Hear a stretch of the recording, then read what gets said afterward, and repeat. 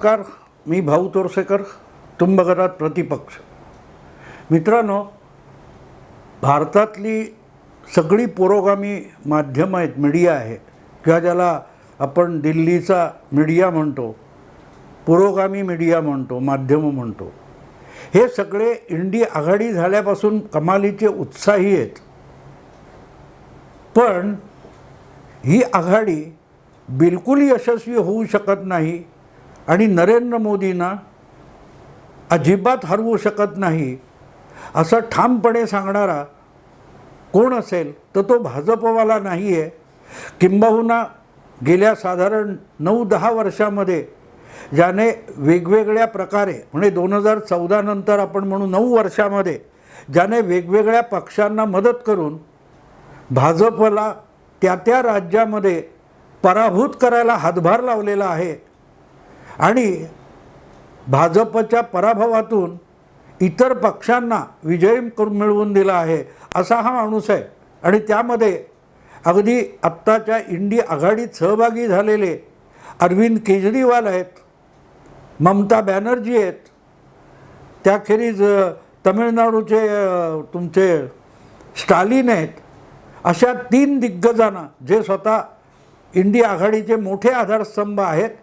कारण इंडी आघाडीमध्ये सहभागी झालेल्या 27-26 किती पक्ष आहेत, त्यापैकी ज्यांच्या मागे लोकमताचं पाठबळ आहे असे मोदींचे आणि भाजपचे सगळ्यात कट्टर विरोधक असं ज्यांना म्हणता येईल, अशा लोकांना चांगल्या ताकदीने विधानसभा निवडणुकीत यश मिळवून देणारा आणि भाजपचा पराभव करून त्या पक्षांना यश मिळवून देणारा, त्या नेत्यांना यश मिळवून देणारा असा हा माणूस आहे की जो आज छाती ठोकपणे सांगतोय की इंडी आघाडी ही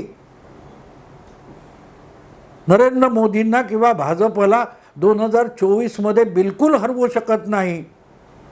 आणि त्याचं नाव प्रशांत किशोर आहे. आत्ताच मी आज रविवारी एक व्हिडिओ बघितला, चांगला 2 तासाचा व्हिडिओ आहे. मी मुद्दाम याच्या खाली त्याची लिंक टाकणार आहे.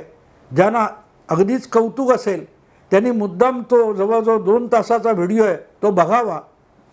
याचं कारण मित्रांनो, त्यात फार अभ्यासपूर्ण रीतीने निवडणुकांचं राजकारण, भारतातलं राजकारण, एकूण देशातल्या घडामोडी यांचं अक्षरशः निरपेक्ष ज्याला म्हणता येईल असं विवेचन या प्रशांत किशोरने केलेलं आहे. आणि इंडी आघाडी का हरणार आहे त्याचं विवेचन त्याच्यात आहे. आणि अशा इंडी आघाडीतून मोदींचा पराभव का शक्य नाही हे पण त्याने सविस्तरपणे सांगितले. आणि त्या पलीकडे राहुल गांधी यांचं अपयश काय आहे तेही सांगितलेलं आहे. आणि त्याचं कारणही स्पष्ट आहे. त्या ज्यांनी ज्या संस्थेतर्फे ती मुलाखत घेतली होती त्यामध्ये तुमच्या लक्षात असेल तर तरुण तेजपालच्या तहलका या पोर्टल आणि साप्ताहिकाच्या संपादक म्हणून काम केलेल्या शोमा चौधरी यांनी ही मुलाखत घेतली आहे. आणि त्यामुळे त्या स्वतः शोमा चौधरी या किती पुरोगामी आहेत हे वेगळं मी सांगायची गरज नाही. आणि दीर्घ काळानंतर ही मुलाखत प्रशांत किशोरने दिलेली आहे. किंबहुना जवळजवळ 1.25 वर्षानंतर प्रशांत किशोर हा बिहारची पदयात्रा सोडून बिहारच्या बाहेर पडला आणि त्याने ह्या जाहीर कार्यक्रमात, मला वाटते चेन्नईमधला तो कार्यक्रम आहे, त्यात सहभाग घेतला. आणि त्यामध्ये त्याने अगदी खुलं आव्हान राहुल गांधींना दिलेलं आहे. आता इथे एक गोष्ट लक्षात घ्यायला लागते की प्रशांत किशोर हा कुठल्याही बाजूने मोदींचा समर्थक नाही.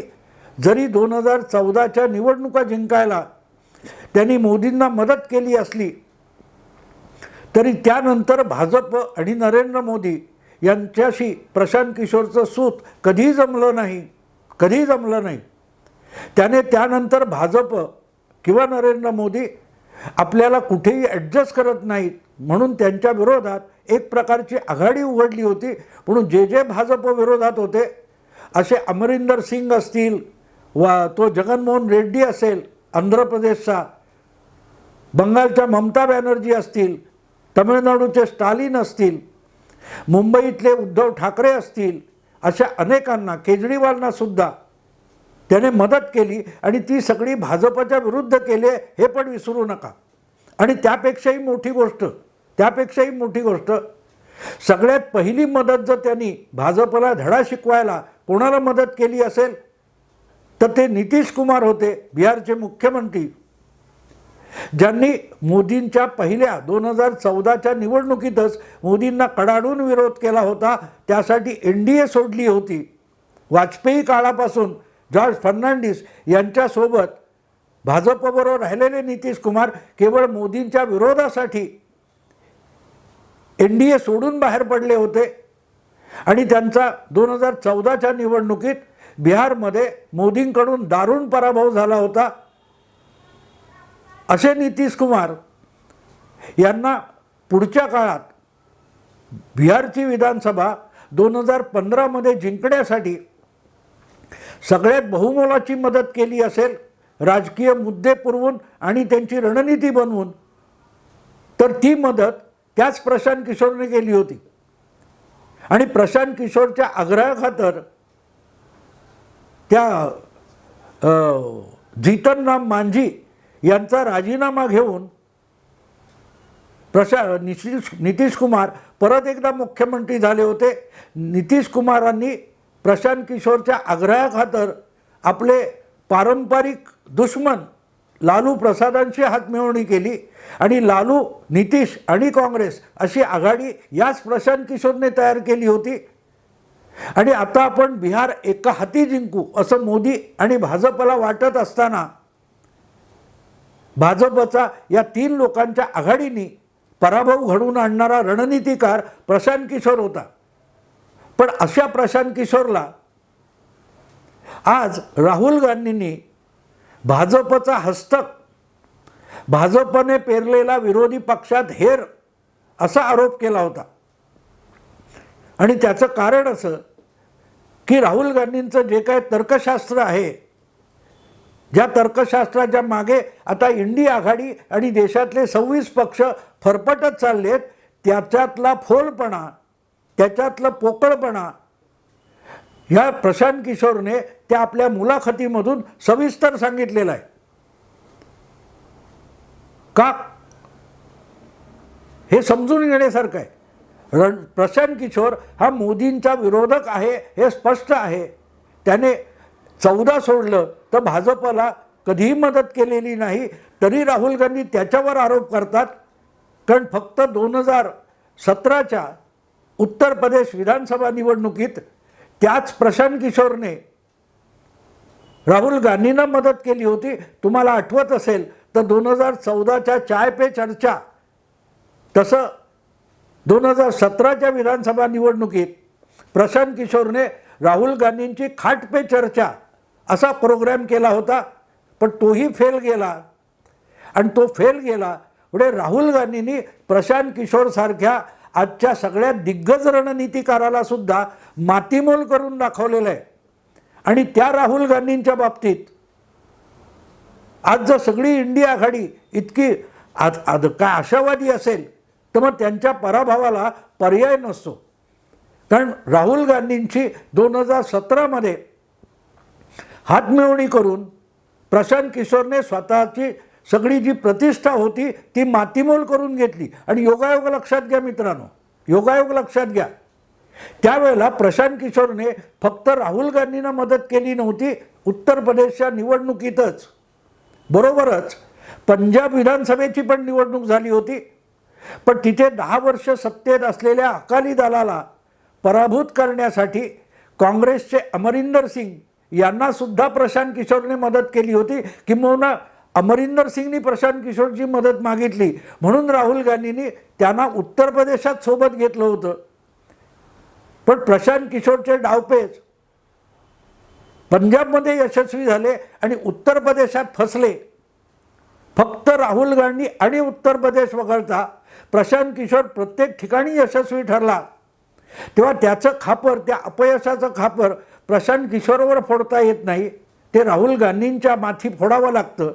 कारण राहुल गांधी हे सल्लागार नेमतात, पण ते त्यांचं न ऐकण्यासाठी त्यांच्याकडून सल्ला घ्यायचा आणि तो पायदळी तुडवायचा. मला आठवतं उत्तर प्रदेशच्या निवडणुकीत प्रशांत किशोरने सगळ्यात पहिल्यांदा जी रणनीती, जवळजवळ 1.5 वर्ष राहुल गांधींबरोबर प्रशांत किशोर काम करत होता आणि त्यांना त्यांनी सूचना केली होती की राहुल गांधींनी उत्तर प्रदेशच्या मुख्यमंत्री पदाचा उमेदवार म्हणून आपला चेहरा पक्षाला द्यावा, तर त्याचा प्रभाव पडेल.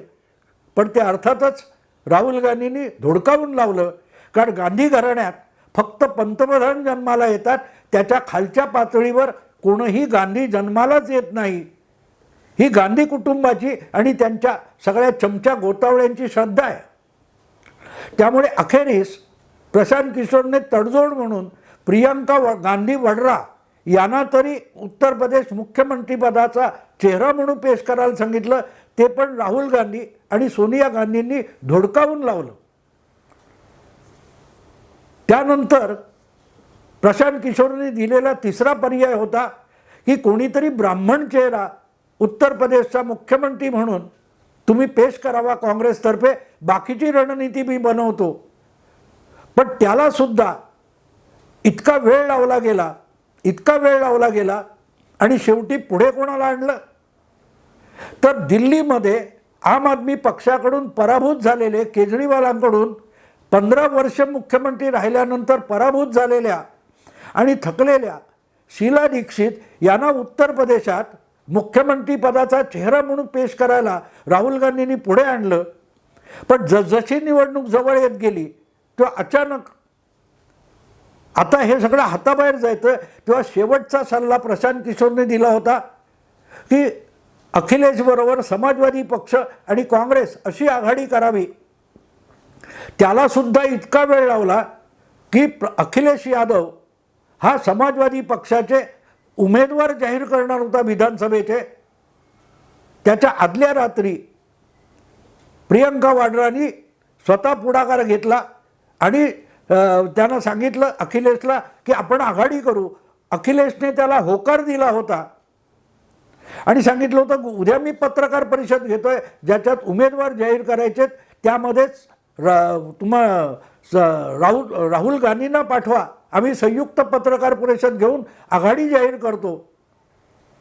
पण राहुल गांधी अखिलेशच्या पत्रकार परिषदेत पोहोचले नाहीत आणि चिडलेल्या अखिलेशने आपल्या पक्षाचे सगळे उमेदवार जाहीर करून टाकले.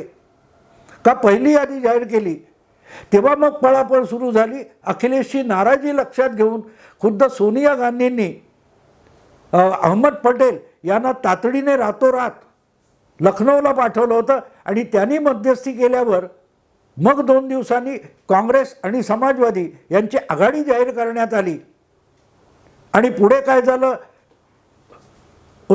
काय ते यूपी के लडके आठवतं तुम्हाला, त्यामध्ये काँग्रेसबरोबर जाऊन समाजवादी पक्षाचं नुकसान झालं. सत्तेवर असलेला पक्ष, 250 आमदार असलेला पक्ष हा 49 आमदारांवर येऊन अडकला. आणि राहुल गांधींमुळे नुसतं समाजवादी पक्षाचं नुकसान झालं नाही, तर काँग्रेसचं सुद्धा नुकसान झालं. आणि प्रशांत किशोरची सगळी प्रतिष्ठा रणनीतिकार म्हणून त्या एका निवडणुकीने मातीमोल करून टाकली. आणि गंमत बघा, त्या निवडणुकीत उत्तर प्रदेशच्या तत्कालीन प्रदेशाध्यक्ष असलेल्या मला वाटतं रीटा बहुगुणा यांची अपेक्षा होती की ब्राह्मण म्हणून आपलं नाव सुचवलं जाईल. पण तिथे शीला दीक्षित आणल्यामुळे रीटा बहुगुणा चिडल्या आणि त्या भाजपवर निघून गेल्या. पुढच्या काळात त्या भाजपतर्फे मंत्री पण झाल्या. उत्तर प्रदेशच्या आता लोकसभेत खासदार आहेत. सांगायचा मुद्दा असा की एवढं असून सुद्धा, म्हणजे राहुल गांधींच्या नादी लागून प्रशांत किशोरने स्वतःची सगळी प्रतिष्ठा मातीमोल करून घेतली. तरीही भाजपला पर्यायी पक्ष म्हणून काँग्रेसला उभा करता येईल या कल्पनेतून त्यांनी काँग्रेसबरोबर दोस्ती, राहुल गांधींबरोबर दोस्ती कायम ठेवली. त्यांना काही सूचना केल्या की 2019ची निवडणूक येईपर्यंत कशी तयारी करावी. पण ती सुद्धा तयारी काय ती रणनीती ही राहुल गांधी आणि काँग्रेसमधल्या अनेक नेत्यांनी हाणून पाडली आणि प्रशांत किशोरला काँग्रेसचा नाद सोडावा लागला. आणि इतकं होऊन सुद्धा राहुल गांधी म्हणतात की प्रशांत किशोर हा विरोधी पक्षात सोडलेला भाजपचा हस्तक आहे. गांधी घराणं आणि त्याची गुलामी पत्करलेल्या काँग्रेसने एक प्रकारे एक चांगला रणनीतिकार जो पक्षात येऊन पक्षाला उभा करू शकला असता त्याला लाथ मारून हकललं. त्याचा राग जर प्रशांत किशोरच्या मनात असेल तर त्याला गैरलागू म्हणता येणार नाही. आणि म्हणून या मुलाखतीमध्ये त्याच्यावर आणखीन एखादा विषय मी करेन व्हिडिओ.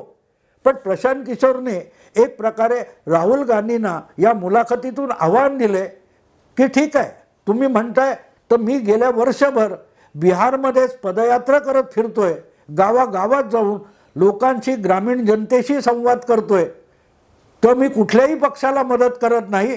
तर आता 2024मध्ये तुम्हाला मोकाट राह नाही, प्रशांत किशोर कुठेही नाही, भाजपसोबत नाहीच पण भाजपच्या कुठल्या विरोधी पक्षासोबत सुद्धा नाही.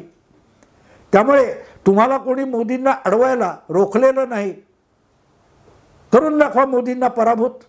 हे आव्हान मोदी किंवा अमित शहा किंवा भाजपचे राष्ट्रीय अध्यक्ष JP नड्डा यांनी दिलेलं नाही.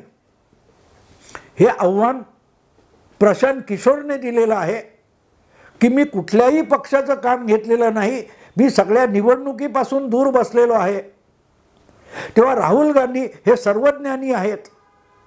त्यांनी आपलं इंडिया आघाडीचं सगळं काय ते करावं आणि मोदींना 2024मध्ये पराभूत करून दाखवावं. हे आव्हान दिलं. याचं कारण असं की त्याच मुलाखतीत त्यांनी सांगितलं की इंडिया आघाडी ही दाखवायला सगळं ठीक आहे पण ती यशस्वी होणार नाही, कारण ती एकजीव झालेली आघाडी नाही आहे. तळागाळापासून ती आघाडी झालेली नाही. 4 नेत्यांची डोकी एकत्र आली म्हणून आघाडी होत नाही. आघाडी म्हणून आलेले जे असतात त्यांनी एक दिलाने एकजुटीने काम करावं लागतं. आणि हे तो का म्हणतोय हे सुद्धा लक्षात घ्यावं लागेल की ज्या बिहारमध्ये 2014 साली मुख्यमंत्री असताना नितीश कुमार यांच्या पक्षाचा भाजपने एक हाती पराभव करून दाखवला होता,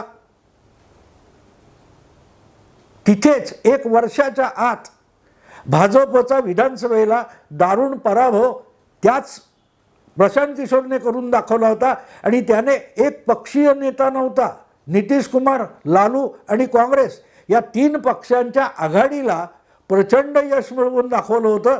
आणि भाजप हा लोकसभेच्या तुलनेमध्ये प्रचंड मतांनी पिछाडीवर गेला होता. असं आघाडीचं राजकारण सुद्धा आपल्या रणनीतीतून यशस्वी करून दाखवणारा असा प्रशांत किशोर जेव्हा राहुल गांधींना आव्हान देतो की तुम्ही सर्वज्ञानी आहात, तुम्ही इंडिया आघाडी करा, 28-27 पक्ष घ्या आणि मोदींना पराभूत करून दाखवा, मी कोणाच्याच बाजूला नाही, मी निवडणुकीपासून दूर आहे.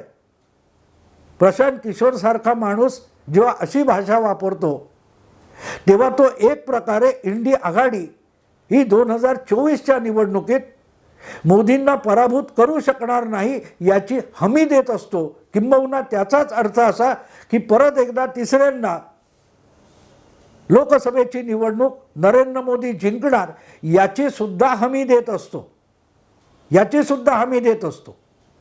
मुद्दा तो आहे मित्रांनो, एक लागोपाठच्या निवडणुकीत कुठल्याही पक्षामध्ये रणनीतिकार म्हणून दाखल होतो आणि त्यांना यशस्वी करून दाखवतो. तो ज्यावेळेला राहुल गांधींच्या नेतृत्वाखाली तयार झालेल्या इंडिया आघाडीच्या अपयशाची 6-7 महिने आधी घोषणा करतो तेव्हा त्याच्यावर विश्वास ठेवावा लागतो. नाही ठेवला तरी बिघडत नाही, कारण निकाल शेवटी तो म्हणतो तसे लागतात. कारण त्यांनी इतका बारकाईने अभ्यास केलेला आहे. ती मुलाखतीची लिंक मी खाली देतोय.